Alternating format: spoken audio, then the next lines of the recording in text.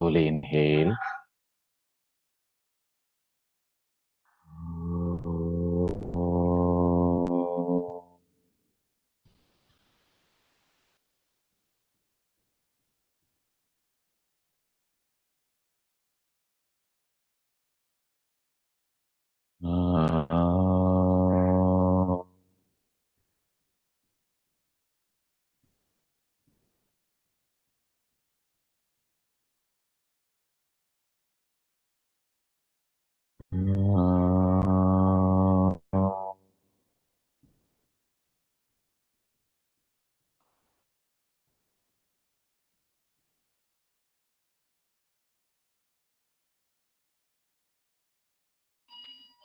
Gently open your eyes. Yeah.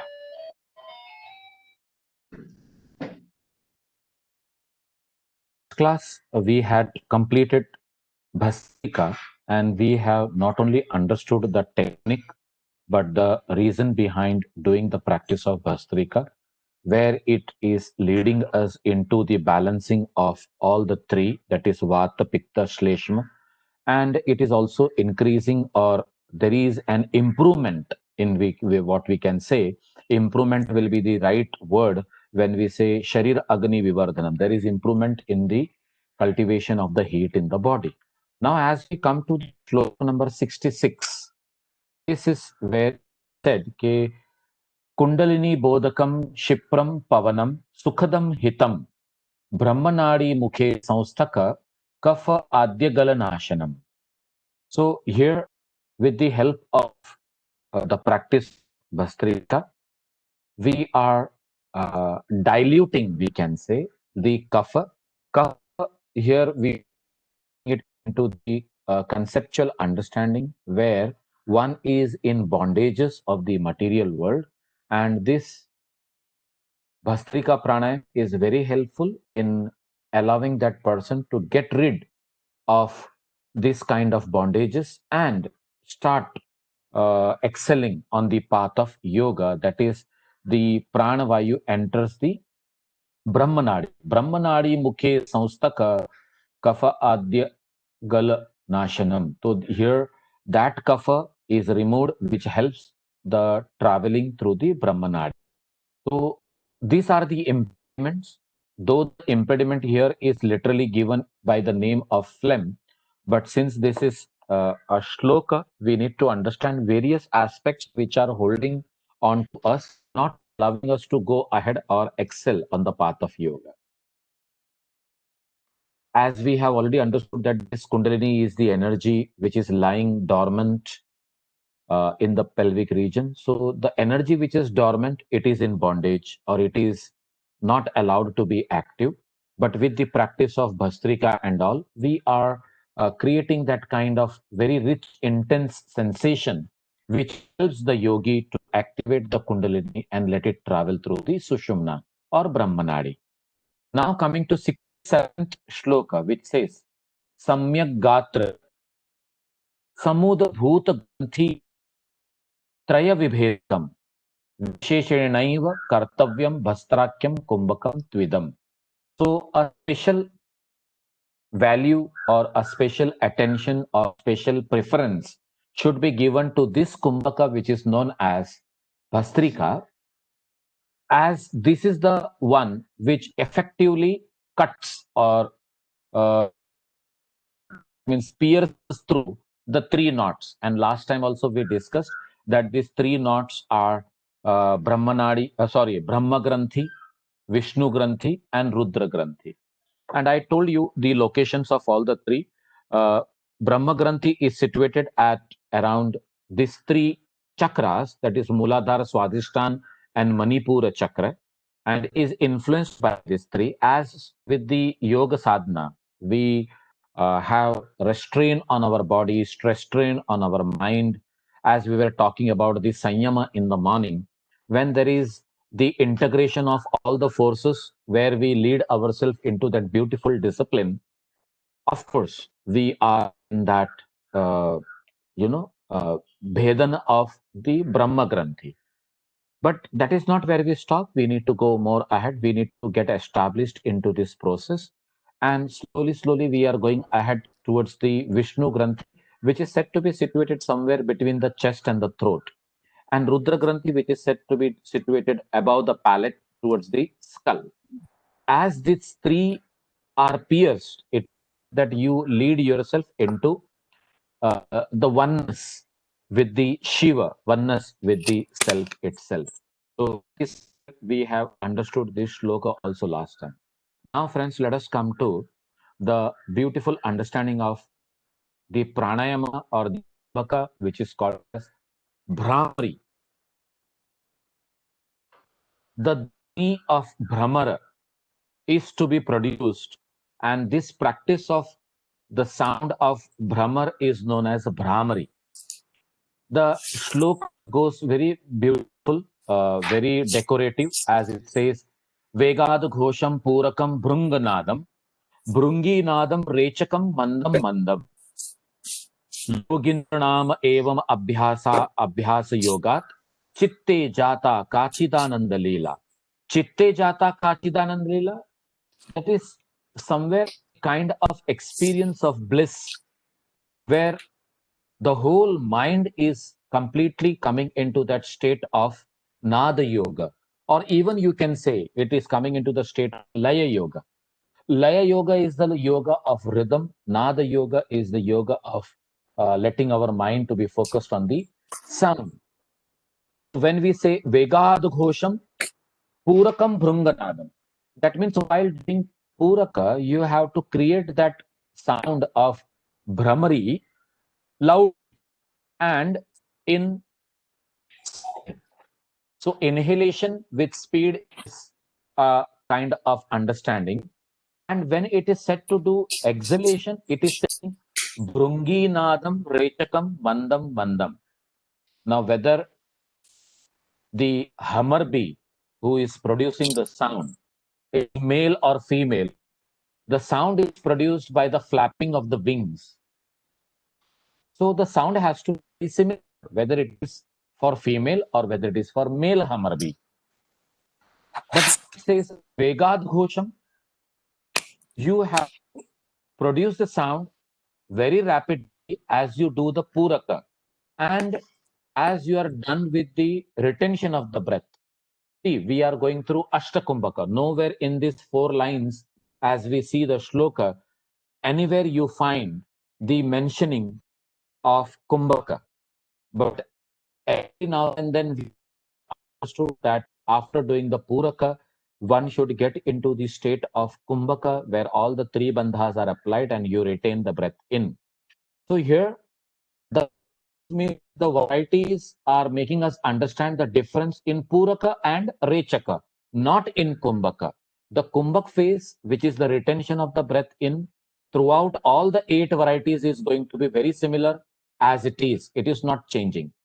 Only the way we are doing Puraka and Rechaka, there are variations in that, and they have been named differently. Yogindra Naam Evam Abhyas Yogat. This is the understanding where the yogis develop a kind of restraint on their indriya. The regular practice of this Brahmari pranayama.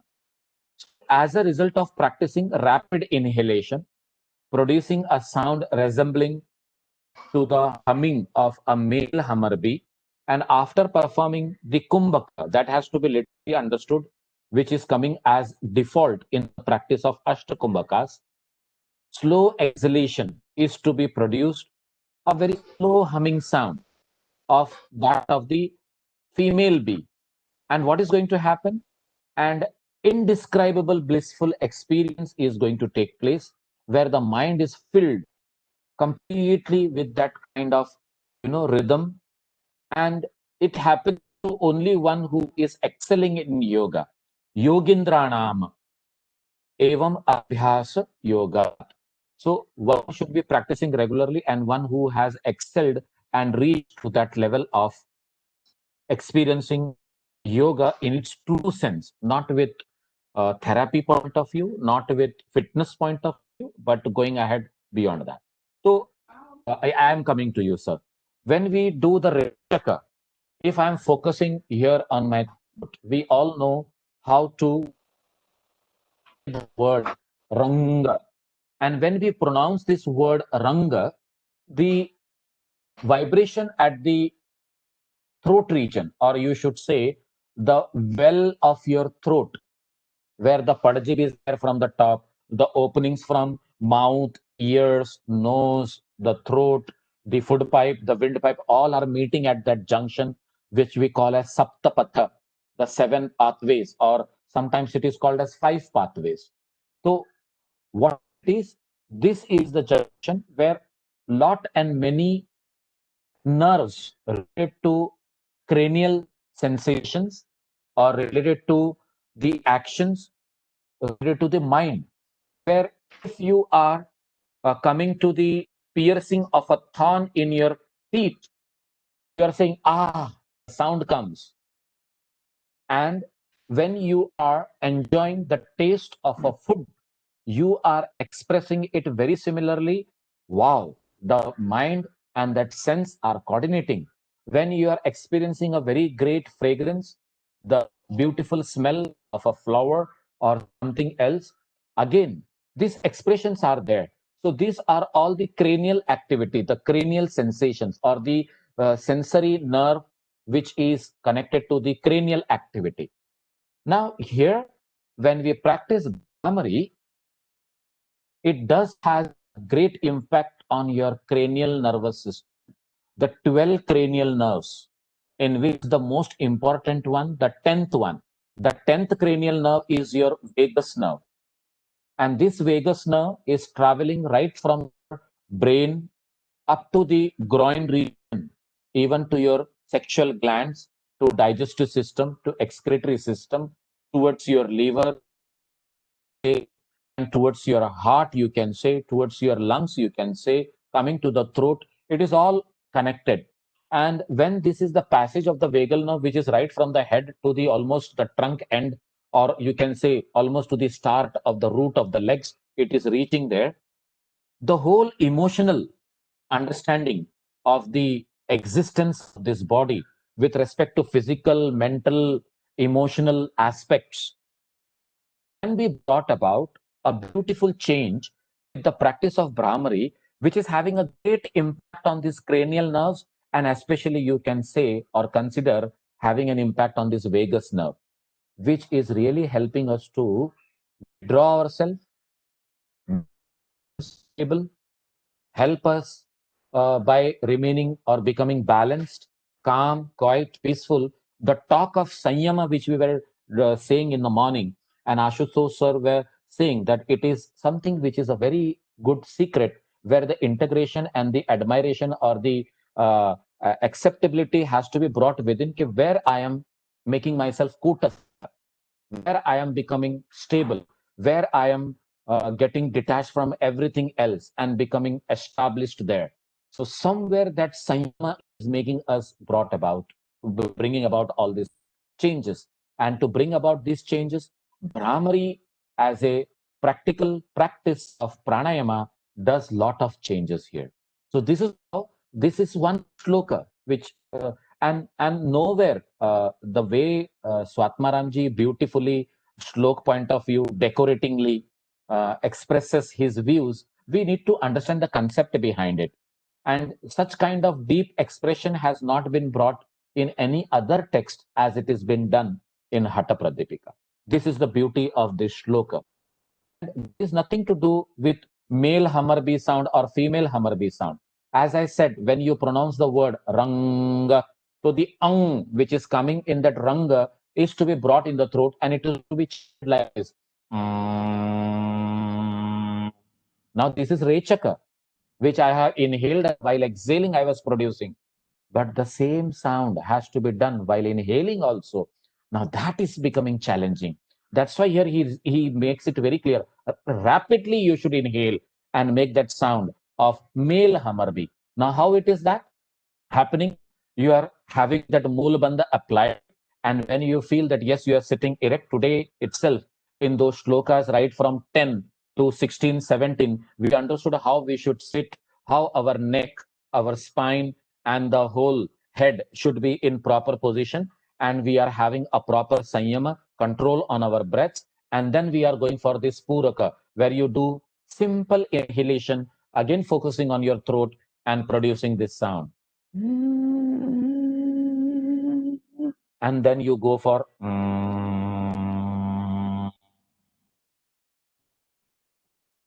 again while inhaling. So I am doing only Purak and Rechaka, but after doing that Vegad Ghosham Purakam, Brunganadam, after doing that male Hamarbi sound. So he has classified into male Hamarbi and female Hamarbi. But at the same time, it is a sound which is produced in inhalation and the sound which is produced in exhalation, which are different from each other. So this kind of classification has been done by Swatmaramji.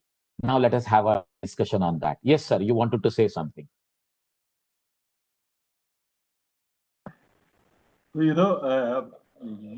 Both you and Ashaji are stressing that there is a primary meaning of the shloka. But Yeah, today's generation can also be interested in in secondary and tertiary aspects of the shloka. true, very true. So the question, number one question is there a difference between hummer bee and bumblebee?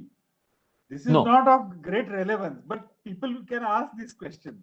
no, I'm saying there is no difference. In Hummer bee is fact, the same as bumblebee. we, Hummerbee and Bumblebee are different, but the sound is very similar. In fact, in fact, Ashutosh sir, what happens when a mosquito comes near closer to your ear? Yeah. Yes, it starts humming. There's some sound. There is sound, and we all understand whether it is the that mosquito or even the house fly, which is very commonly found around us. Even if it comes closer to our ear, we can hear that sound also. And these Yeah. sounds are produced by the flapping of their wings. Okay. Now the second, yeah, the second question. So you are saying hummer bee is different from bumblebee. Yes, Okay. I would really go ahead and say that they are different. They are not the same. Okay. Okay. Now the question is the sound of the female bee different from the sound of the male bee? No, They are not different. they are not different. I see. Then They are not different. how come Swatmaramji is making a distinction between He Brunganad and he Bringinad? he is having the distinction to be made into inhalation and exhalation because the sound produced inhalation is different and sound produced during exhalation is different. So he is giving it a classified name for inhalation as male Hummerbee or male Brunga, and while exhaling it is female Brunga. We have to understand it that way, because if you start producing that sound while making inhalation happen and the sound simultaneously being produced, you will find that the sound are different, as I showed you practically making it happen. So there is a very good difference between the two sounds. That sound itself makes us understand that one is as differentiated among each other. So Swatmaramji has literally gone on to decorate it with male Hummerbee and female Hummerbee. But whether it is a male one or female one, the sound is going to be the same. It's not that here a female woman or a male man, they have the sound difference.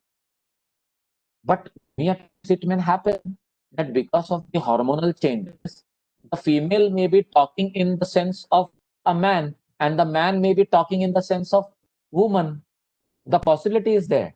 So here the importance of being male or female is not there. The importance is the sound produced during inhalation and the sound produced during exhalation.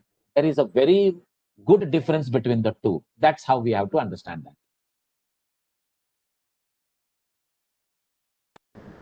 Noise. Sorry, we could not hear you. I'll You ask my question quickly. My question quickly. The question is, if Kumbhak is not mentioned in the verse, how come we are supposed to assume that Kumbhak is already there, though it is not mentioned in this verse? Very valid question. We see in Surya Bhedan the Kumbhak in Ujjayi, it is said, you have to do Kumbhak as it was told before. Then we are coming across Sitili and Sitkari. There also the mentioning is there that you are doing Kumbhak as it was given. Vidhivat Kumbhaka. So Vidhivat means as it was told before. I made it very clear before the start of Surya Bhedan itself.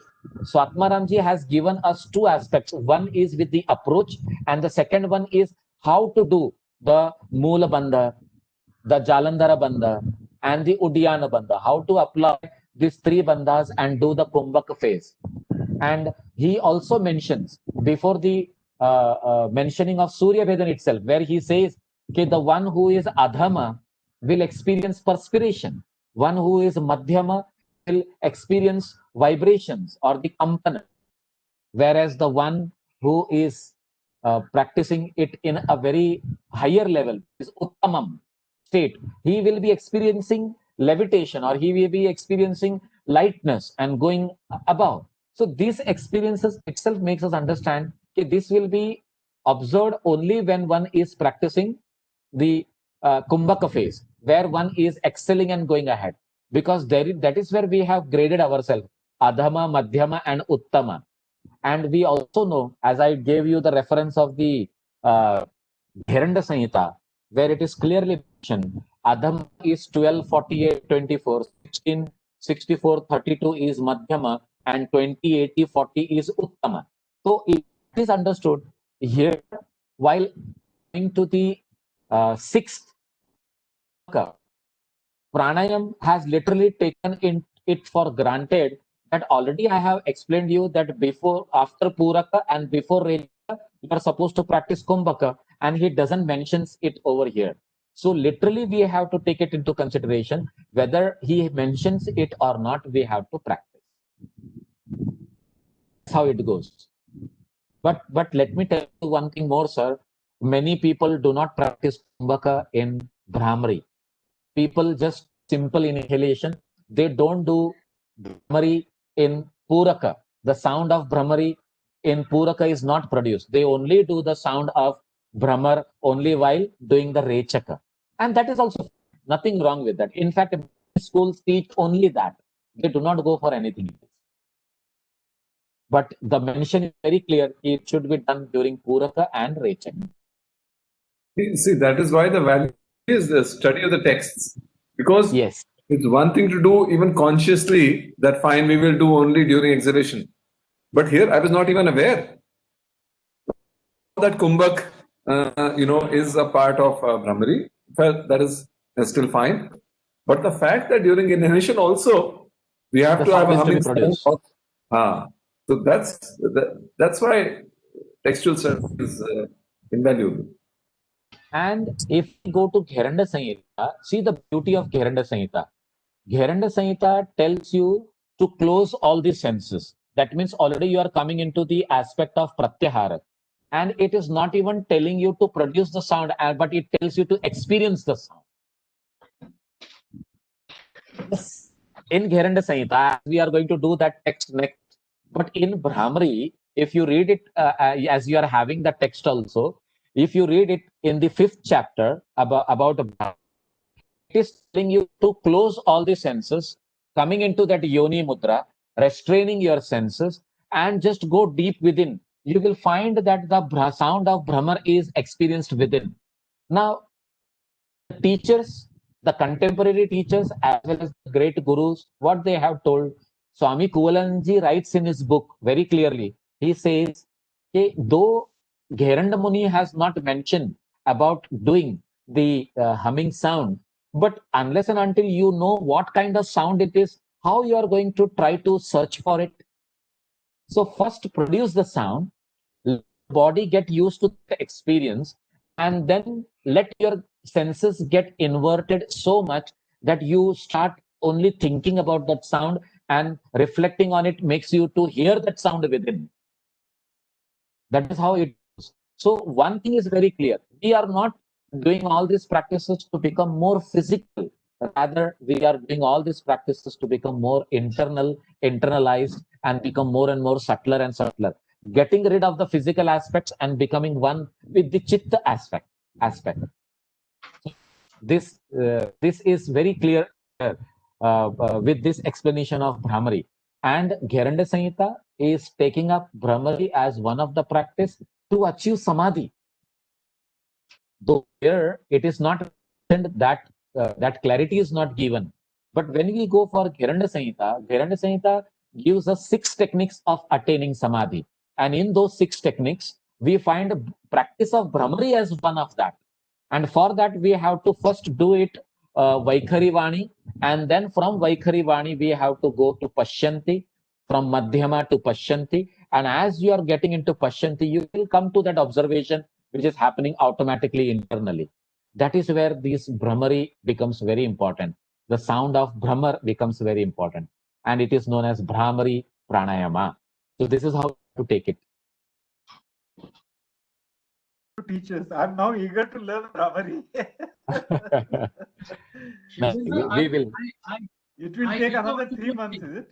I don't know. It depends upon the nature of the person to catch hold of it and get into it.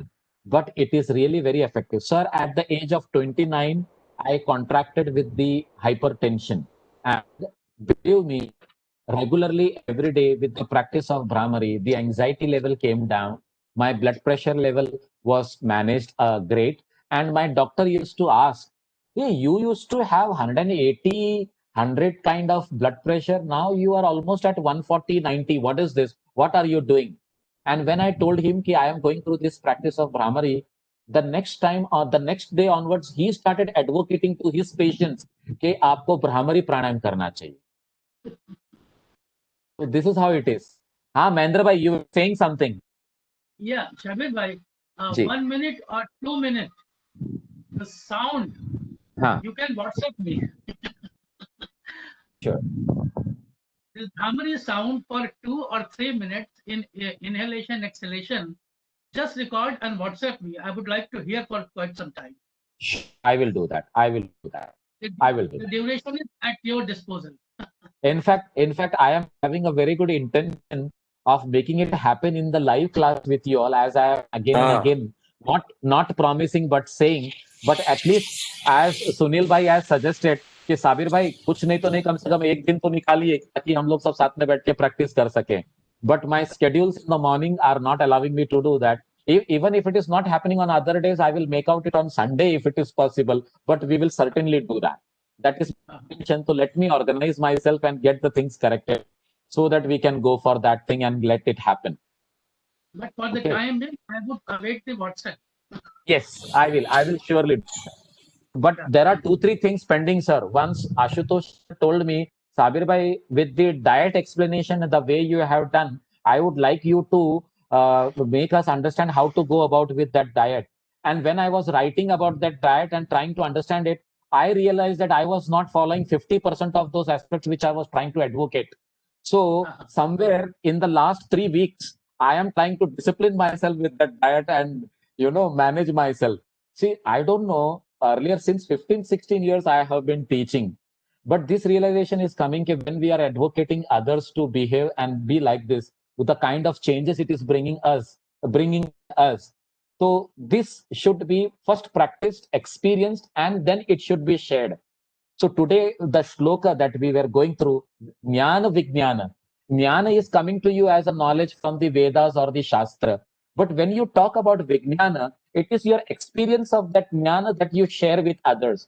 And that is where it becomes very important.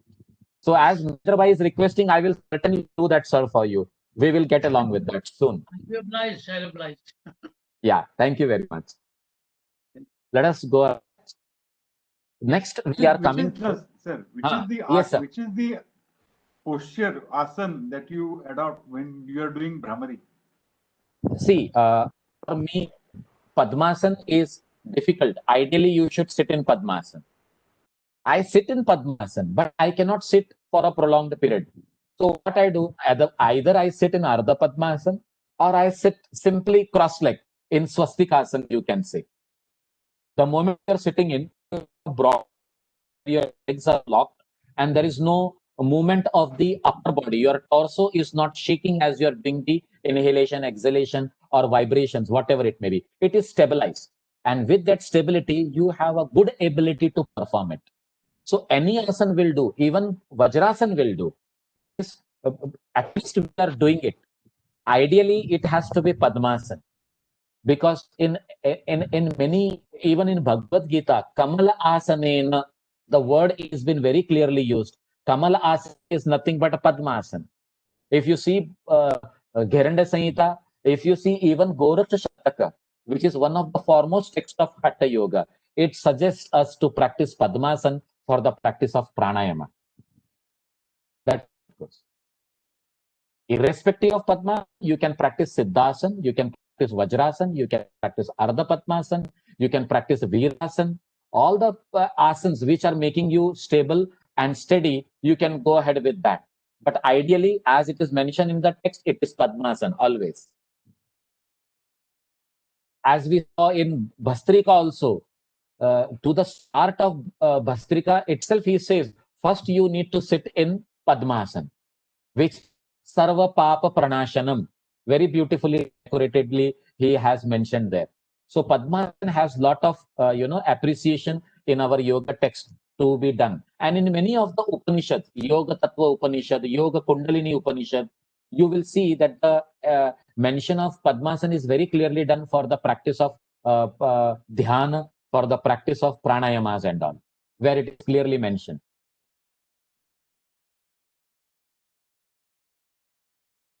Now we are going ahead with the beautiful pranayama of Murcha. Murcha, the word Murcha is like going inward, completely tranquilizing yourself, coming into the feeling of stupor, or getting in that state of mind where the mind is not involved in anything else, but it is completely in a state of non-awareness with the external and true awareness with the internal. Means is a state with the practice of Murcha Pranayam, you will come to a state where you would like to think about something, but you will not be having the ability to think. See, when we read philosophical texts like Patanjali Yoga Sutra, like Bhagavad Gita, they advise us control our senses and bring mind under control with sanyama and all. Become kutastha, become yuk. These are the words which are being used there. But how to become that? We get that in Hatha Yoga. And here, Murcha Pranayam is the one very beautiful pranayam, which is like, tranquilizing of the mind. And somewhere this learning was happening with me, I came across reasoning with my teacher and asked him, sir, is that because the Sufis, the yogis, the great saints, they used to have chilam and all, they used to smoke all these things. It is said that they used to smoke cannabis, that is ganja and all. So, sir said it is true. And to it also, the yogis do smoke these drugs. But at the same time, they are not using it for enjoyment. They are not smoking ganja, afim, they are not having for the sake of, a kind of ecstasy. The ecstasy which is defined by a common man is different to that of the ecstasy defined by a yogi. Now, the ecstasy of the yogi is concerned with the oneness with Shiva, completely tranquilized and, bend upon to surrender with that kind of state. So, Hatha Yoga literally uses that force, but the required force, not a force which is thrusted upon. So, the required efforts are here, which is to be coming to the nature of effortlessly done, as we learn in Asan Prayat Chaityalyam Ananta Samapatti. That slackening of the efforts which lead us into completely submitting to the self. And this has to be the nature of not only the asana, but every other practice, which is leading us to surrenderness into that self. So here, when he is talking about Murcha Pranayam is creating a kind of stupor to our physical brain. When I say physical brain, that means it is the center of your nervous system. The brain, which culminates slowly into that spinal cord, and the ending part of the nervous system, motor nerves and sensory nerves spread throughout the body. So what happens when you are doing this Murcha Pranayam? See, we have carotid sinus, which is supplying the oxygenated blood to our brain in order to make us to do all the activities. If Sabir Bhai sitting in front of you and speaking, it is the supply of the blood, the oxygenated blood going to the brain, and the faculty of speech is getting that kind of energy to make me speak.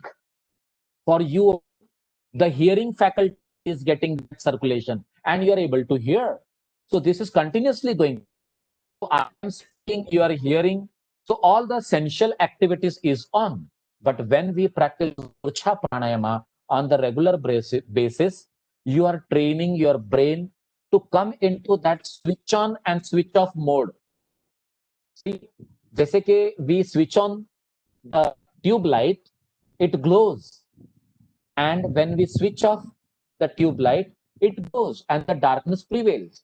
It has to be understood here that Murcha Pranayam should come to a state of conditioning effect on our brain to such a great level that at a time, whenever you feel like you should be able to switch off and then again switch on. तो ये पूरा आपके इच्छा के ऊपर निर्भर हो जाता है कि when to switch off, when to switch on. And in therapeutical methods, in our practice, we do use Murcha Pranayama for those people who are addicted to drugs, who are addicted to some or the other kind of lifestyle which they want to get rid of, which they feel, in fact, I should share this. If there is nothing to make you feel awkward here. I had my teaching experience, came across a person who was a sex maniac. And he used to say that he cannot remain without having sex, even for a single day. And if he is not having it on that day, he is having the problem. So doctors gave him medicine. There were certain medicine which were given to him in order to block the activity of androgens, the testosterone. So this kind of blockers were introduced in his body and they were creating a lot of havoc. And this person was going through a lot of side effects. So when this was happening, he came to our institute and I asked Guruji, sir, what is to be done in such a case? He said, Sabir, I don't know, but at the same time, let us try making him do all the practices and slowly introduce him more to Brahmari and Murcha Pranayama. Because these are pranayama which without doing the Kumbhaka, this person is certainly going to have a very good control on his inner instincts, which is making him to get animalized. Now see the animal nature and see the nature of a very gentle person, a normal human being. From that animalization of this human being, this fellow literally became a true human. And not only that, in fact, after 9 years of regular practice with the institution, this fellow went on to become a good yoga teacher also. And people used to say what kind of person he was, what kind of difficulty he used to go through. And today he has become such a kind of person. Only thing was, this is the story which I'm telling you, not a story, but this is the truth, which I'm telling you of about around 2005, 2006, when I was newly introduced, just 2 or 3 year old teacher, you can say. I was like that. And at that time, this experience really made me very firm. Okay, how we can bring about this kind of sensual controls, those who are going and suffering because of it. And though there are people who want to come out of it. There are many people who want to come out of it. See, there are people who feel impotency, but there are people who are going through this kind of problems also. So the understanding is to bring about the balance. And when that balancing comes in with the practice of yoga, lot of good thinking prevails, lot of right thinking prevails. And that is where our vivek is getting stimulated. I should say our vivek is becoming more and more ideal. The discriminative power is increasing. And that is the main intention of practicing all the pranayamas, where your discriminative power is at its best and you understand what is right and wrong. And not only you understand it, but at the same time, you bring about that kind of changes in yourself. So that's how this murcha has to be taken in. I have explained to you clearly. Let us see the technique of the performance of the same now. Sir, just 1 minute. Can it be then? Have you used it also for de-addiction in other forms of addiction? Yes. Even people who are addicted to brown sugar,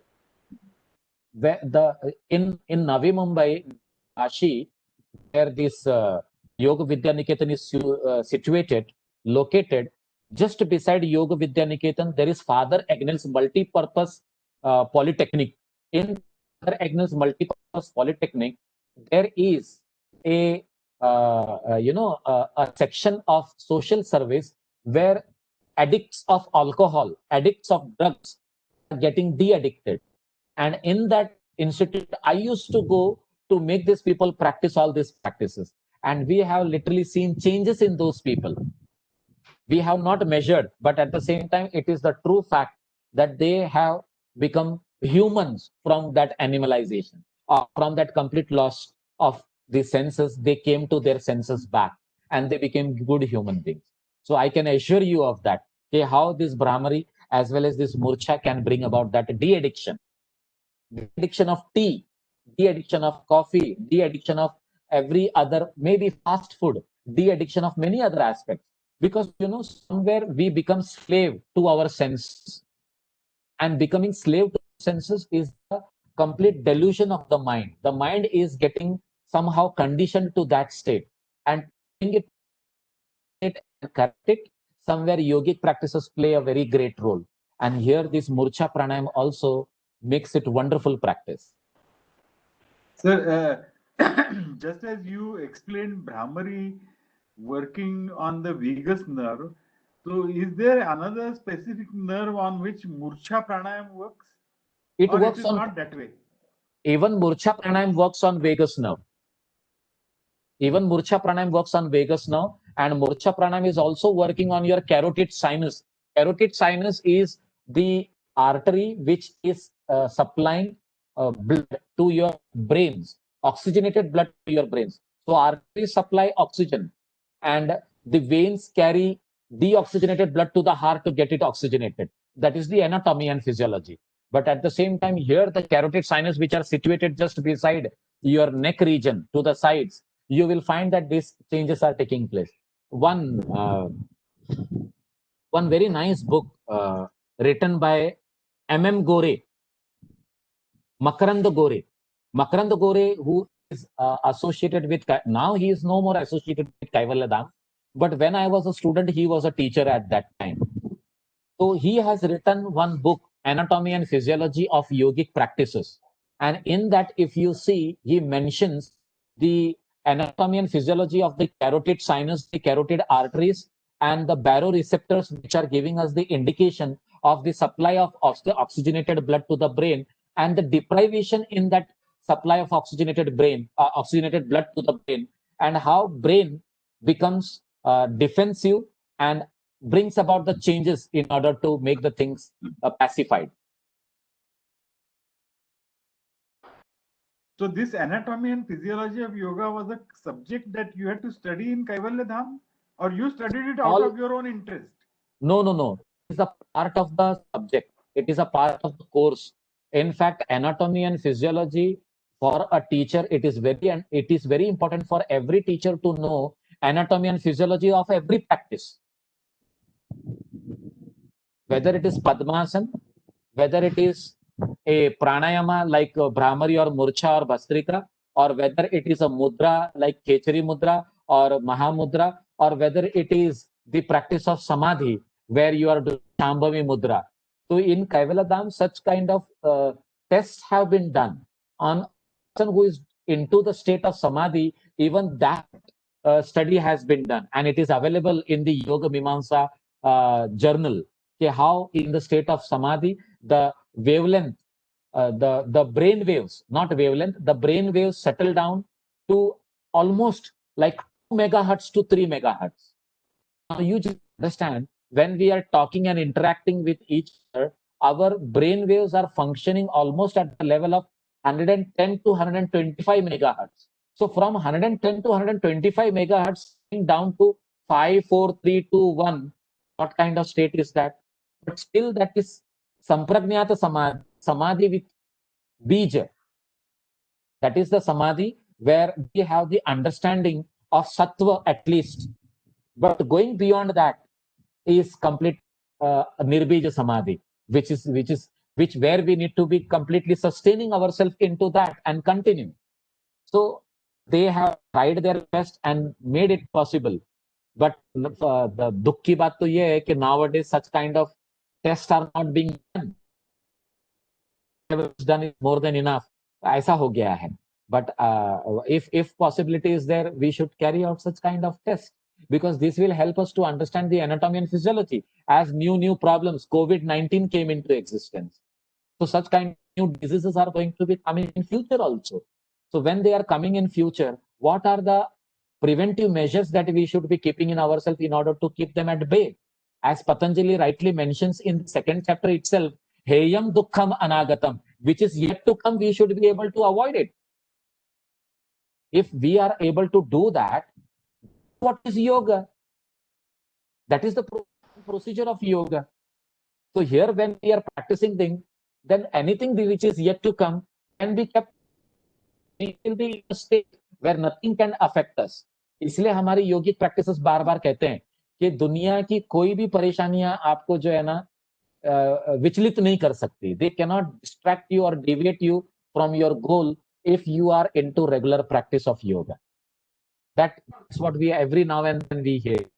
In Shitli and Sitkali, also you heard that, and at the same time, you are going to hear it in Khechari Mudra also. In Khechari Mudra, see the way of expression by the author. The author says, even if a female comes and embraces you, you will not lose your credibility and you will continue in that practice. So this is the way of expression of Swatmaramji himself that we are going to see in the future chapters and the verses that we are coming across. So this is how it is bringing about the change, sir. So here we are going ahead with shloka. Yeah. Kante garataram badva jalandharam shanaihi rechayen murcha nakyeyam manon murcha sukha prada. Now here he says puraka ante, at the end of puraka, that is at the end of inhalation, garataram badva jalandharam shanaihi. One should be able to fix his chin towards the chest, do chin lock, that is Jalandhara Bandha, and having applied Jalandhara Bandha very firmly over there, exhale slowly. Shanaihi rechayen murchanakyeyam. Very slowly you exhale. As you exhale slowly, and then release the chin lock, and again go for Purak. To apply the chin lock, retain the breath in, and when it comes to exhalation, slowly exhale without releasing the chin lock. See, until now, until number 6, that is Brahmari, we are supposed to practice Kumbhaka phase by releasing the chin lock and go for Rechaka. But here, it is clearly mentioned that you retain chin lock and then you do the Rechaka. So this is the difference in the Rechaka part, where the chin lock is retained, it is not released.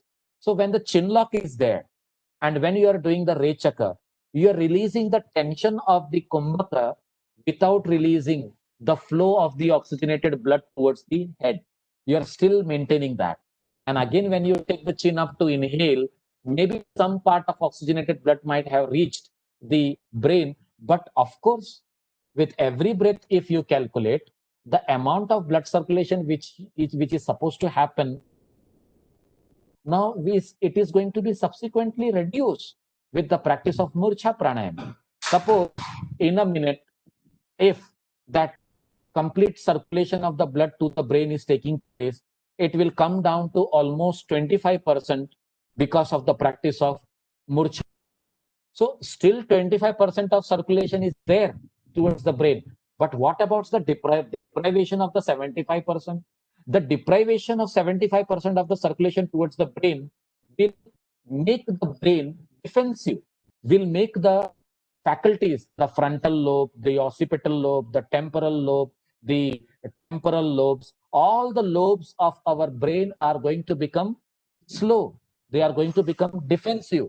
They want to work, but now they want to work within the ability and capacity as the resources are minimalized. So resources are minimalized, the working of the brain also reduces. The working of the brain reduces, the thinking ability reduces. The thinking ability reduced, you are involved into any kind of, where your attachment is, addictions or whatever you say. And that is where we are depriving our brain that kind of conditioned effect of that addictives, and we are training our brain to remain simple and peaceful even with their supply to our body, even without their supply to our nervous system. And that is where we are training our nervous system to behave. Thereby, this behavior inculcates into our physical body, which in forth makes you a good human being in the world, where you are having that rest on all the senses as you work upon yourself. So this is that beautiful practice of Murcha Pranayam. So what is the technique? You are sitting in Padmasana, you are sitting erect, you are observing your breaths, applying Mula Bandha. Once the Mula Bandha is applied, you are slowly inhaling through both the nostril and applying chin lock and retaining the breath in along with the abdominal lock as the Mula Bandha was already there. As you retained it to your capacity or ability with that kind of particular ratio, you are not releasing the chin lock, but you are going for the Rechaka. As the Rechaka is done, the impact of Jalandhar Bandh and Udyan Bandh is certainly released, but at the same time, you are not releasing the impact on the carotid sinus, which is supplying the proper blood circulation to the brain. It is happening, but it is happening almost 1/4 of, or 1/3 maybe, 1/3 of its ability to supply that blood over to the brain. So this is how anatomy physiology works on Murcha Pranayam. It helps us to become more and more stable. And that's why it is said, it leads to Manona Murcha. Manona Murcha means what? It leads to the loss of awareness of mind and gives pleasure. The pleasure of being in nothingness. Nothingness means कोई गुलाब जामुन के test की इच्छा नहीं, कुछ देखने की इच्छा नहीं, कुछ सूंघने की इच्छा नहीं, कुछ सुनने की इच्छा नहीं, या कुछ फील करने की इच्छा नहीं. और जहां पर ये सब इच्छा अपने आप बराबर से कंट्रोल में आ, मतलब the desires are brought under control, the काम, वासना, all are brought under control. Obviously that person is on the mark of spirituality. This is how we have to understand with respect to the practice of Murcha Pranayam. Is that clear? Anything to be discussed and shared?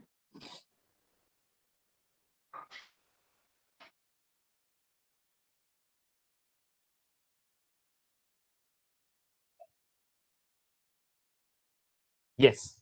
Then we are going ahead with the next Kumbhaka, which is the last one, and that is Plavini. Atha Plavini. Antah Pravartita Udara Maruta Purita Udaraha. Antah Pravartito Udara Maruta Purita Udaraha.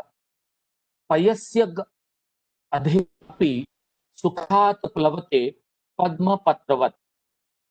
With the stomach completely filled with liberal quantity of air introduced through the mouth and the esophagus, that is through the pipe, a yogi easily floats like a lotus leaf even on the deepest water. Now this line, Sukhat Plavate Padma, the yogi is floating on the water. Api, when it is he is floating on the water, it literally doesn't mean that one has to do Plavini and be on the water surface to float. To be very clear, here it is a pranayam where you are sitting in proper Padmasana, and you are going ahead with the inhalation where you are filling your abdomen with air. And after filling the abdomen with air, retaining it for quite a long time, and then you are going ahead and practicing Puraka, Kumbhaka, and Rechaka. But first, before doing that Puraka, Kumbhaka, and Rechaka, you are supposed to fill your stomach with air. Filling the stomach with air whenever you inhale, whether you inhale through the nose or whether you inhale through the mouth, it is going to go into your lungs. It is not going to go into your stomach. Then how does it goes to the stomach? Because of the gulping action. If you ask Sabai how to do it, what he will do? He will just take the Kaki Mudra. What is Kaki Mudra? Making the beak-like structure of your tongue and inhaling the air through it from that pipe-like structure of the tongue and gulp the air to let it go into the stomach. If I show you doing it twice or thrice, it happens like this.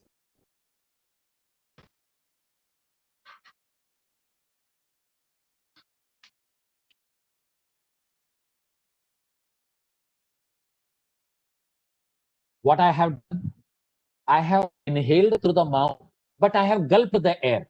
When I say I have inhaled, actually I have not inhaled, but I have eaten the air or drank the air. You can say that way. So by doing that, what I am doing? I am bloating myself. I am filling my abdomen with air. Filling the abdomen with air is not a person who is really healthy only should do this. A person who is affected by Vata Roga, gas problems and all, constipation and all, should avoid, should not do this.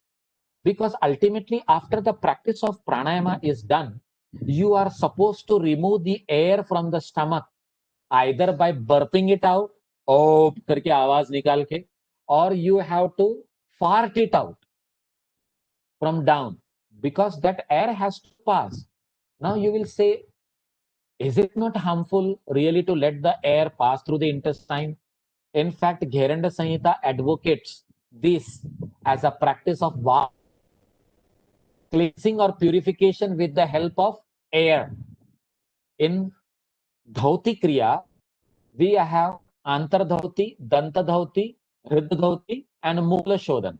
In that Antardhauti, Varisar, Vatasar, Vahnisar, and Bahishkruta. In that Vatasar, you are literally eating the air and letting it pass through the intestine and fart it out through the lower end. It is clearly written there. And if that is purification of the whole tract, it is not easy for a common man to do it. It may make him vulnerable, especially people who are having high blood pressure, high acidity level, or high flatulence level should never attempt it. They should do the other practices, but should not do this. In the very similar manner, Plavini pranayam may also not be useful for these people. So from this shloka number 70, now we are coming to shloka number 71. What it is saying? It is telling us about the three types of pranayam. But let me tell you one thing. Has Swatmaramji said anything about Puraka, Kumbhaka, and Rechaka in Plavini pranayam? No. He has not said it. But he has said that you do this pranayam by filling your stomach with air. With the stomach completely filled with liberal quantity of air, one should be doing the Purak, Kumbhak, and Rechak. And he will feel as if he is floating on the surface of the water like the Padma Patra, like the leaf of the lotus. So actually, what is the technique? Swami Kuvalananji explains this beautifully. He says, first eat the air. And after eating the air and making your stomach bloated or expanded, sit erect with your back. It is very difficult, very discomfort. It is not easy. I have practiced this और उसी दिन से कान पकड़ लिया कि आज के बाद मैं नहीं practice करूंगा. Why? Because it created a lot of havoc, and I was my blood pressure rose almost on that day troubling me a lot. My eyes became red. So my teacher told you are not supposed to do. When you are having hypertension, you should not do. Fine. But what is the technique? As you are sitting in Padmasana, after eating the air and swelling of your abdomen is taken place, you should go for Puraka, inhalation through both the nostril and retain the breath in the chest. So the breath is there in the stomach, the breath is there in your lungs. And with this, you should apply chin lock and you should also go for the application of abdominal lock. Now you imagine, अभी तक तो क्योंकि सीने में हवा भरी जा रही थी, अब तो सीने में भी हवा है और पेट में भी हवा है. And now you are telling yourself to pull the tummy in. It's going to be that easy. But however, whatever way it is possible, try to manage it. Of course, without keeping the Moola Bandha intact. So, Moola Bandha, Jalandhar Bandha, and Uddiyana Bandha is applied in this state. Common person, or as Ashutosh sir said, in today's scenario, every student is not going to understand this. He will ask, आपने आपको परेशान करने का क्यों? Very true. But now let me tell you, as Kuvalananji explains in his book of Pranayam, he says the main intention of Kumbhaka is to stimulate the Kundalini. The main intention of Kumbhaka is to stimulate the Kundalini. And here, when your abdomen is filled, that means Samavayu is completely under the influence of non-working mode. It is bloated. And now the prana, upaprana in the chest is also filled. These both are almost becoming stationary. And when you go for the application of chin lock, abdominal lock, along with that Moola Bandha, these three create a pressure. You just imagine a balloon in my both palms filled with air. Imagine the lower portion is belly and the upper portion is chest. I'm pressing both of the portion, either it is going to get burst or somehow from the top of air, the air has been filled in, it is going to leak, or somewhere such kind of thing is happening. Now you have contained it by putting in all the caps. You have made Moola Bandha, so the lower cap is applied. You have made Jalandhar Bandha, so the upper cap is also closed. Now you are pressing by doing Uddiyana Bandha. He says this stimulated or the expanded pranic activity in the chest and the abdomen, ultimately they advocate the Apana Vayu to rise up. To rise up through what? Rise up through the Sushumna.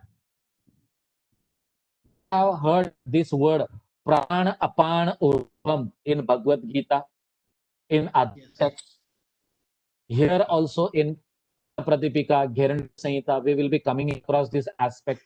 So that Prana Apana, Prana which has the Adhogati going downwards, and Apana which has Urdhvagati in the state of Kumbhaka state, in the state of retention of the breath, where the Moola Bandha is there, so Apana becomes Urdhva. So this prana along with Apana tries to find a way to go there, and how, if possible, because of this pressure applied of the bandhas, the locks, the internal locks, which are forcing this prana to somehow move into Brahmanadi, the Sushumna, from where the Kundalini separates itself from the mouth and the prana starts traveling through the Sushumna.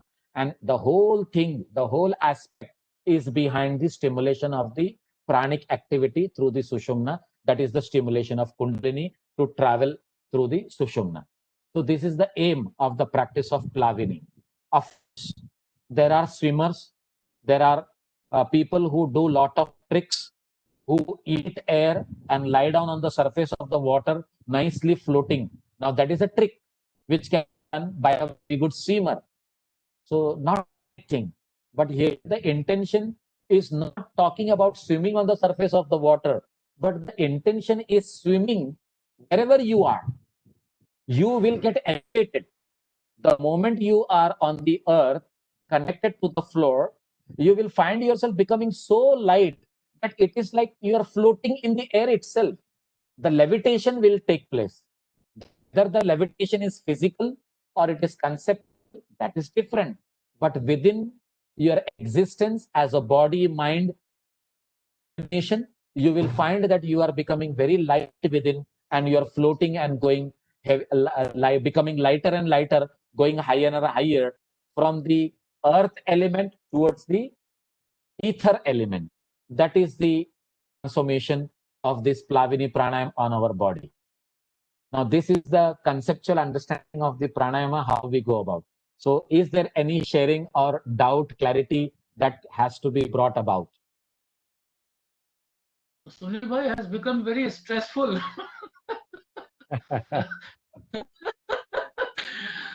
It's a very light, sir. I've been watching you. Though my camera is not on. A very good, very. I mean, what word I should say for Sabir bhai, जिसको बोलते हैं ना झकझोर दिया पूरा. ऐसा कर दिया पूरा हिला दिया. In fact, this floating exercise I have done without using any technique. It's a simple technique. When you are used to, you can lie down on the water. Generally, it appears that the body is lighter without doing any technique. But of Very course, true. that must be adding to something that more also. Yeah. So we have to move somewhere into the practical aspect also.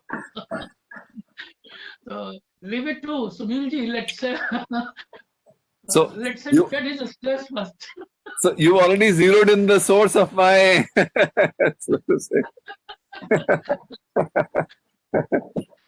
So, So we will Mahendra anyway, bhai, just 5 minutes. We will 11:45. We'll come to that aspect yeah, of now integrating theory with practice. So, but let's continue the yes. class for Yes. So the next part is again, which is very important for all of us to understand. And from 71 to 78, I will complete in the next class. The 78th one is giving us the indications or the symptoms of being into the practice of pranayama, and how nadi shuddhi takes place and what are the symptoms that one comes through.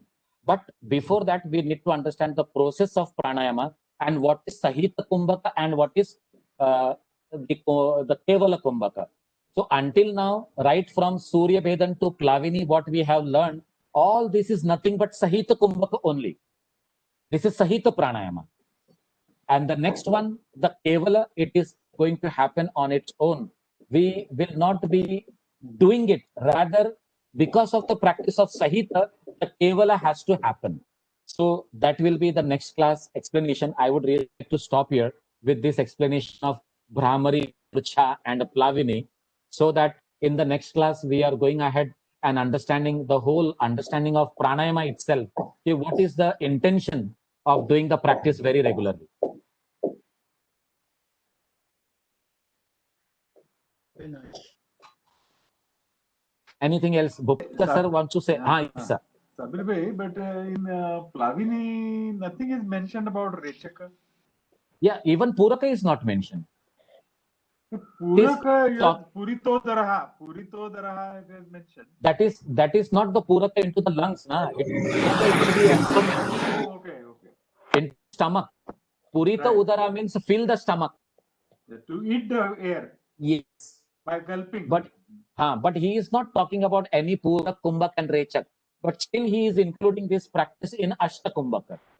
That means the Kumbhaka and Rechaka has to be what you can say. For you can take it for granted that you are supposed to practice that. It is not that just you have to practice Puraka, apna, fill the stomach with the air and stop it there. That doesn't makes it a pranayama. That doesn't makes it having a control on your breath. But between this, we need to understand the goal behind the practice of Plavini pranayama. Yeah. So here, Puraka, Kumbhaka, and Rechaka, as we have learned in previous Kumbhakas, literally that becomes additional to this without the writing being done here. That is why the teacher's importance in learning and practicing it becomes very important, sir. So now supposing I have learned all the three, say Brahmari, Murcha and Plavini. Now, how would you recommend what I should do on a daily basis? I can't be doing all three, no? I can't be doing all three. See, in fact, Ashtakumbhaka has been explained as varieties. At the start of the pranayam, as Kumbhak itself, I had told, कि we need to come to the conclusion कि what suits me according to my nature. Whether it is Bhastrika Brahmari, whether it is Bhastrika and Shitali Sitkari, or whether it is Surya Bhedan and Ujjayi, or whether it is Brahmari and Murcha. Ultimately, we have to come to the conclusion by practicing all these 8 for a duration. And after understanding, I am not comfortable in Plavini, but I should do this. So when you conclude to that, you stick to that pranayama only. Do not practice Plavini as such. And I always advise common people not to do Plavini. It may not be good. Mahendra sir said he used to do that, but still I suggest not to do. It is not always good. It's not that. I'm not nothing to do with pranayama. It's a natural process to float on water. It's a physical process. Acha, okay. I was not knowing even the word Plavini when I learned this swimming. Sir, plava means to float. Sir. Yes, we will stop here now. Yeah.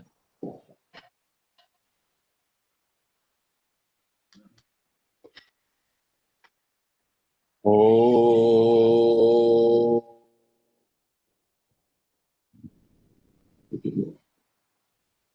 Purnamada, Purnamidam, Purnat, Purnam Udachyate, Purnasya, Purnam Adaya, Purnam Eva Vashishyate. Om Shanti, Shanti,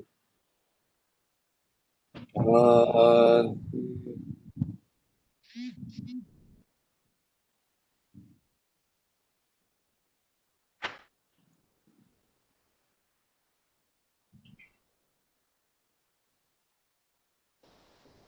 Right. Okay, I will request Asha ji to join us, and then we can. Yes. Sunil bhai, could you manage to spoke with Vishnu? No. I was not supposed to speak. We'll just speak about it.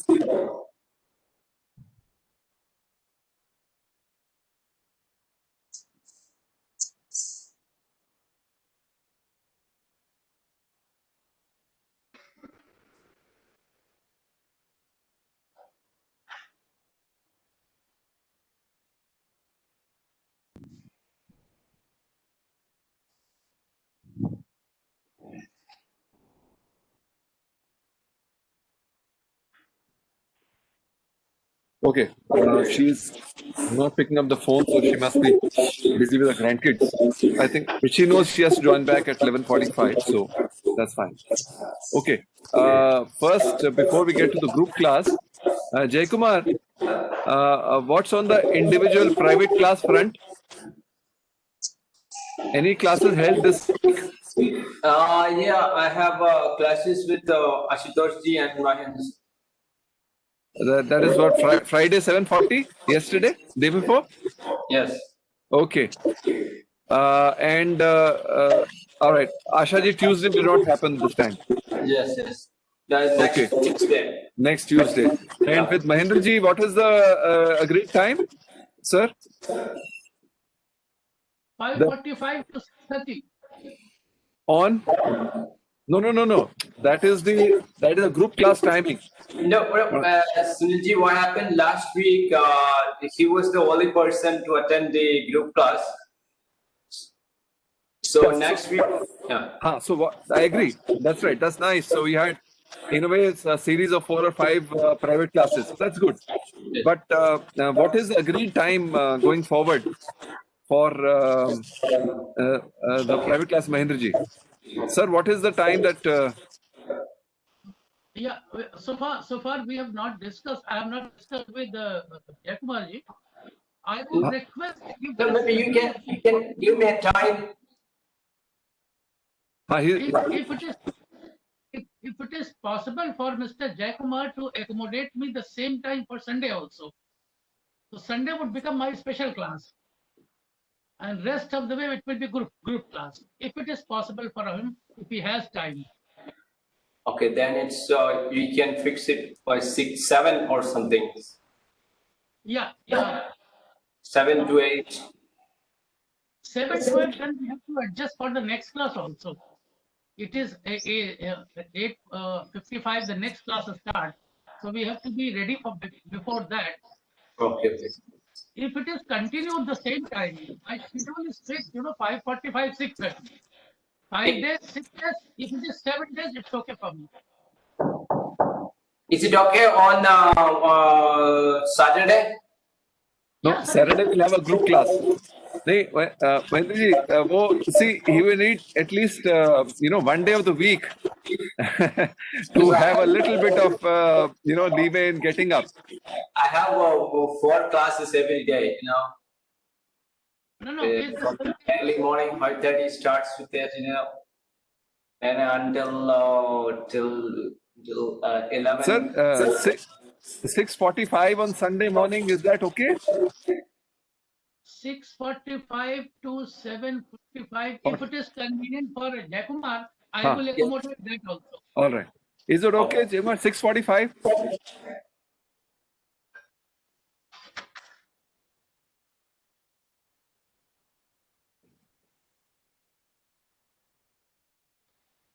Jayakumar? Yes. Is 6:45 to 7:45 on Sunday morning? It's fine. For me, it's fine. Yeah?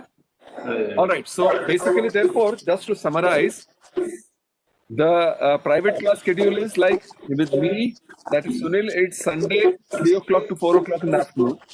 Okay. With Asha ji, it is Tuesday, 7:30 to 8:30. Okay. With Dr. Bhupatkar, it is Friday, 7:40 to 8:40. Okay. And with Mahendra ji, it will be Sunday, 6:45 to 7:45 in the morning. Okay. Is that okay? Yes. Would you be able to sustain that without trouble? Yes. But can you can we do the group session from a Monday to Friday? It's because of Friday. If I don't know, I had a private lesson due to some problem that student is took some leave, so it will be starting from December 1st. See, what I would recommend is that the group classes must have Monday to Saturday. See, what happens is when you have a daily rhythm, Okay. then it gets integrated into life. We were talking about routine today, right? Yes. So the thing is, once our whole routine will get oriented around that certain time. Okay. So that's why the practice is sustained. Okay. So I would request that please set aside the 5:30 to 6:30 time Okay.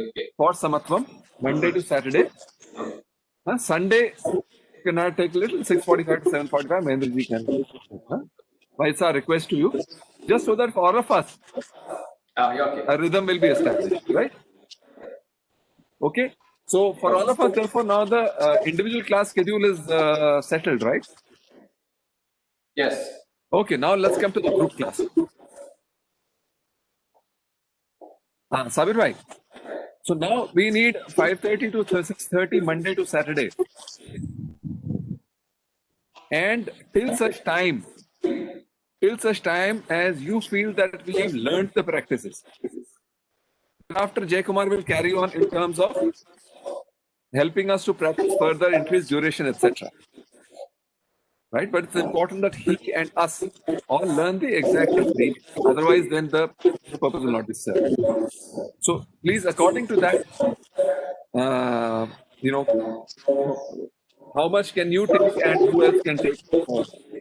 See, for me, for me, as I have checked myself, it is easy for me to devote time in that morning or else at 9 o'clock. And Vishnu, he is very good. One second, Jaykumar, can you mute yourself? Yeah, thank you. Thank you very much. Now, here what I was saying is Vishnu Jaiswal, he is well versed with the Hatha Yogic practices. The practices from Hatha Pradipika, the pranayama from Hatha Pradipika, he is well acquainted with that. I had already spoken to him that we people who are in our group, they are interested in going through the practices of Hatha Pradipika and learn it in a proper way, step by step. So this has been told to him. He said that he can give those 3 days as I shared it with you.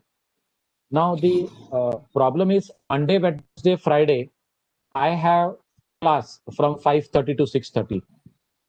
And I asked those people to change the time in order so that I can accommodate. But that is not happening because that class is very old and they don't want to disturb themselves at this point of time. So I was thinking of Tuesday, Thursday, and Saturday. But what happens, Sunil Bhai? Let me be very frank with you. Tuesday, Thursday, and Saturday, these are the days when my own practice happens at that time. And I am doing at that particular time period since years now. So if I am not doing that at that time, then I won't be getting any other particular time for my own practice, my own sadhana. That is where I won't like to commit myself to teaching. So in that case, if possible, I can make one day adjusted to Sunday or Sunday being adjusted to another day and Sunday we can have. But at least once in a week I can take the class. Because somewhere I have to do justice also. Fair enough, Sabir bhai, but what is happening is that when we are going through the text without being able to experience, right? It's kind of dry. I mean, I don't, of course, intend at all. Your teaching is, as everybody has already expressed multiple times, it's surreal, right? It's wonderful. But then, and also what happens is the progress is slow, partly because there is no experience to support, right? So while we have Jaykumar who will lead us through these practices, once a correct technique is learned, right? But until that happens, I mean, Jaykumar would know certain techniques, which is fair enough, but we are not sure that it is according to how the texts have advocated, because he's also learnt at several places, and each place treats his own thing. So now this is a short-term thing, and I don't want to set the time for this, because I would like you to set. You have to observe and see, okay, now the technique has been learned. There is no need to continue the practice as in through you or your colleague. But like you had earlier, that's what you had said, you're locating the lady in Latur, etc. You have to help us through learning the correct technique. So please, that arrangements, please do try to make. That lady has expressed her inability. I was speaking. The Vishnu has agreed, and I have shared those days with you also. So he is ready to get along with that from 5:45 to 6:45, as the timing was also shared, I think so, with you. Did I? No, I don't know. See, I will not be speaking to Vishnu. I mean, okay. The thing is, we have to request, since you are a Hatha Yoga teacher, you have to kindly organize this for us, right? Because we look upon you to learn the correct technique. Okay. Right? And ideally, see, suppose you say it is 3 days, 4 days. The thing is that in the interim days, once we are starting, if we do 2 days, 3 days, the rhythm will not be established. So people will start late and the time discipline will not be maintained. The practice will not be right. If in the interim period we say, Jaykumar, no, you teach, then Jaykumar will not be teaching with his own technique. I would not say incorrect, but with his own technique, then there is again confusion. Today we have done this, tomorrow we do something else. So that's why, I have been requesting that please help us establish this rhythm. And I'm not saying duration. Duration, I've left it to you. You say 1 day we have learnt everything, I'm fine. right? But we need your support in being able to help us along the group practice class. Okay, okay, fine.